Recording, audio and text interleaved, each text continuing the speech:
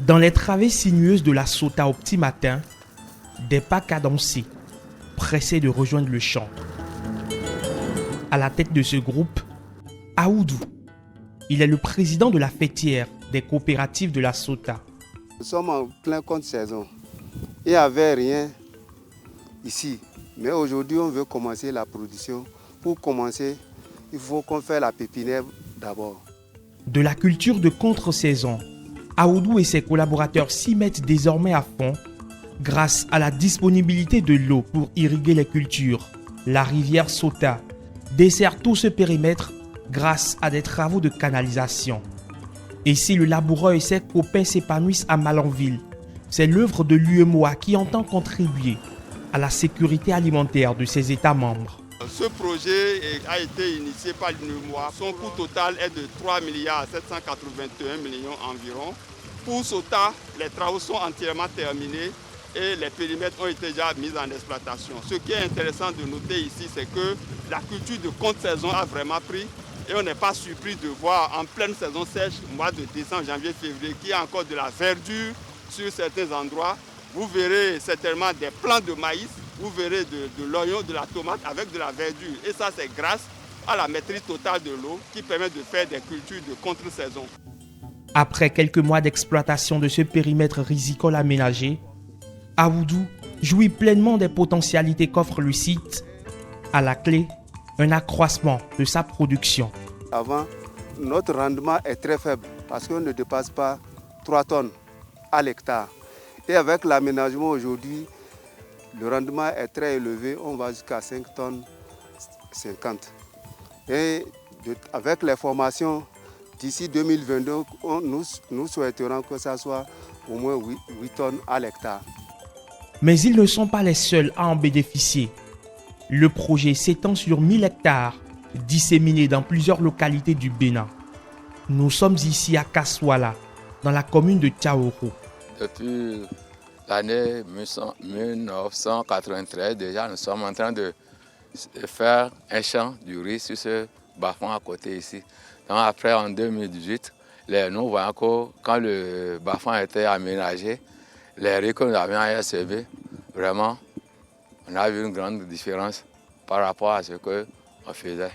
Néanmoins, les agriculteurs font face à la transhumance, une plainte récurrente qui trouve ici des astuces pour y faire face. Il faut planter du piment tout autour du champ, sur 10 mètres. Récoltez votre piment. Quand c'est sec, laissez le reste. Si le bœuf vient, il met la bouche, il est parti. Tout comme à Malanville, le même dispositif est installé pour tirer cette fois-ci l'eau du fleuve Okpara. Plusieurs bouches hydrantes déployées sur le site. À la rencontre des agriculteurs, le premier fermier se montre encore plus exigeant. Je fais au moins piment, salade, concombre, betterave, chou. Ici, gombo. Parce que si vous faites ça en ce moment-là, ça va coûter très très cher. Il n'a pas encore la pluie, personne n'a le gombo frais. Personne. Il faut faire vite. Une course contre la montre pour activer et récolter un maximum de cultures sur les sites mis en exploitation, parmi lesquels on retrouve aussi ceux de Glazoué, Zanyanando et Kové.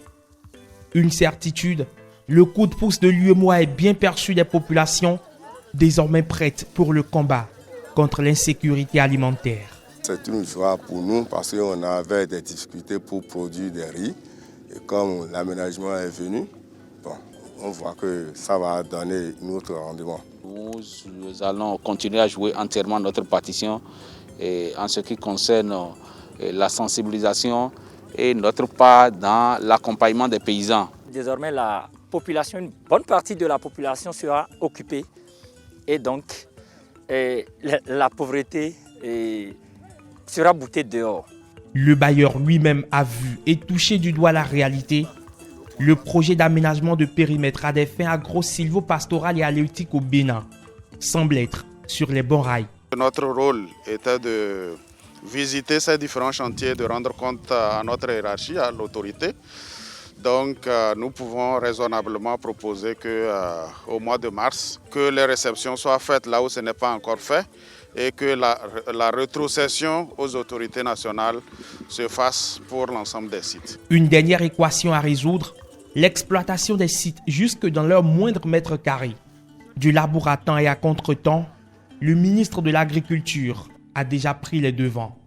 Nous avons un programme fait sur PIP qui s'occupe de la valorisation des périmètres aménagés où nous avons placé carrément un technicien ici pour recenser au jour le jour les préoccupations qui devaient compromettre le développement harmonieux de ces périmètres.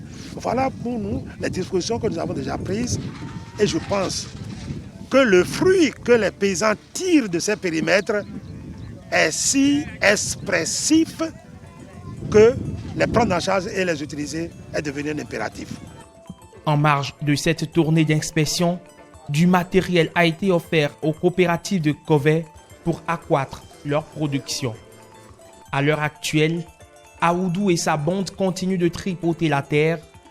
Des sacs d'oignons quittent chaque jour la Sota pour investir le marché. À Kaswala, Glazoué, Zanyanando et Kové, le maïs continue de germer, le riz aussi, emballé et empaqueté, prêt à atterrir dans une rizerie pour être étuvé.